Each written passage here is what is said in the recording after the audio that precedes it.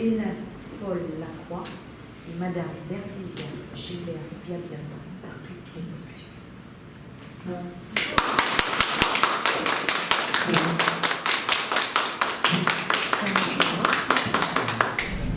Je suis très heureuse pour cette journée.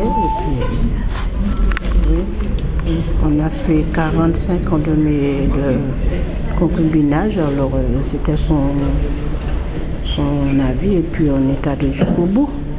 Je suis un peu émue et je suis très contente de ma maman.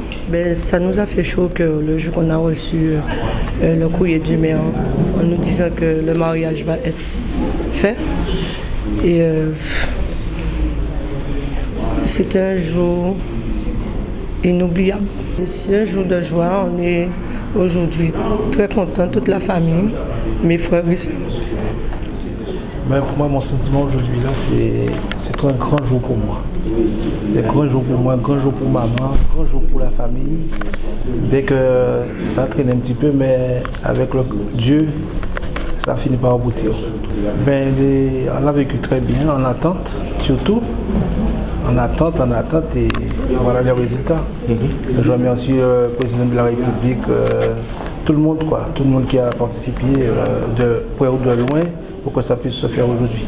Aujourd'hui, c'est vraiment un très grand jour pour la famille de celui qui a toujours souhaité être le conjoint de sa compagne de plus de 45 années, avec lequel ils ont eu 6 enfants et une douzaine de petits-enfants.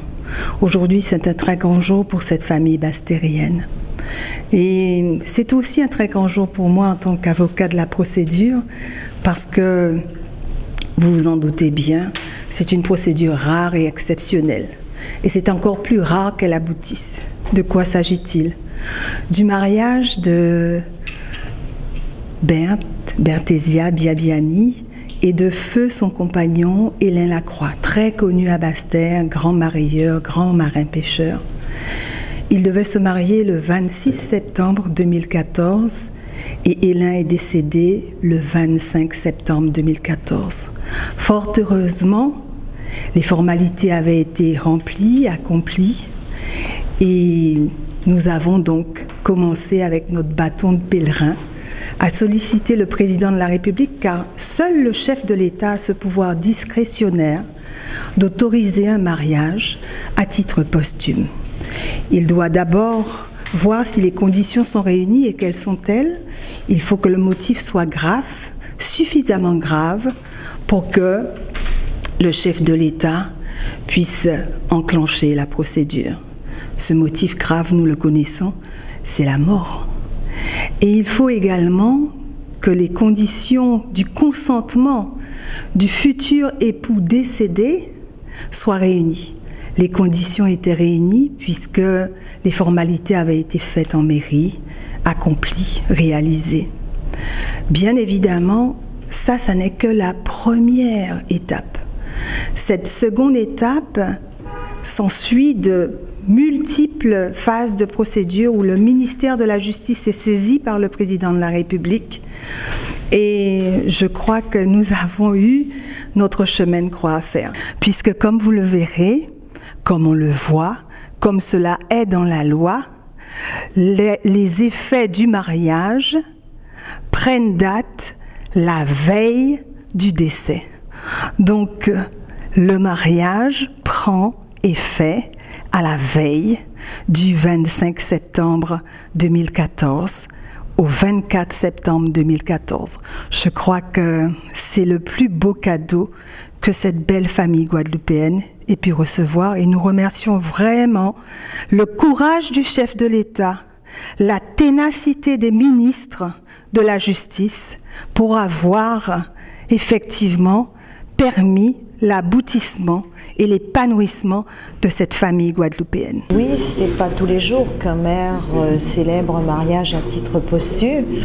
Vous savez, je suis maire que depuis 2 ans et j'ai eu à faire cette cérémonie à la fois qui était pris d'émotion, de joie, mais c'est aussi très douloureux parce que c'est l'occasion de se souvenir que l'être cher n'est plus là.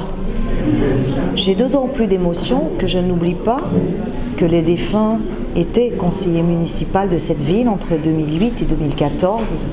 Je le connais à titre personnel, j'ai eu l'occasion de le rencontrer et je comprends très bien le geste de sa veuve, puisque c'est ainsi qu'il faut l'appeler, parce que je crois qu'ils ont voulu aller au bout de leur histoire et je crois que c'est aussi une façon de faire respecter la promesse de quelqu'un qui n'est plus là.